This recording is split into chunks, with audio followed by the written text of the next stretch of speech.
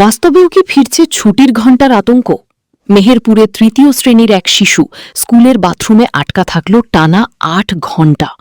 বিকেল ৪টা থেকে রাত ১২টা পর্যন্ত আতঙ্ক আর কান্নায় কাটে সাদিয়ার সময়।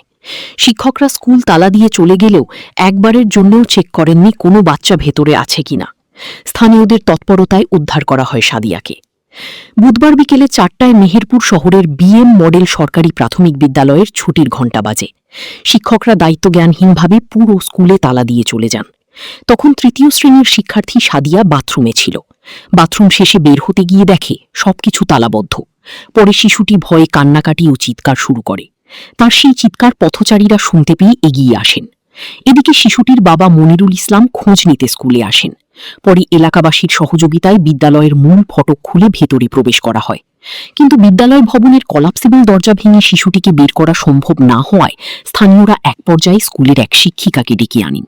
ওই শিক্ষিকার উপস্থিতিতে অবশেষে সাদিয়াকে উদ্ধার করা হয়। এ বিষয়ে জানতে গণমাধ্যম কর্মীরা যোগাযোগের চেষ্টা করলেও বিদ্যালয় কর্তৃপক্ষ ফোন ধরেনি।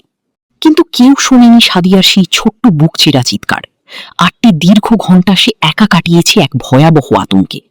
অবশেষে রাত ১২টায় যখন তাকে উদ্ধার করা হয়, তখন সবার মনে একটাই প্রশ্ন: শিক্ষকদের এই চরম অবহেলা কেন? যদিও ঘটনাস্থলে আসা ইউএনও ব্যবস্থা নেওয়ার প্রতিশ্রুতি দিয়েছেন, কিন্তু প্রশ্ন, এমন ট্রমা কি একটি শিশুর মন থেকে মুছে ফেলা সম্ভব? আসুন শিশুদের প্রতি আরও সচেতন হই।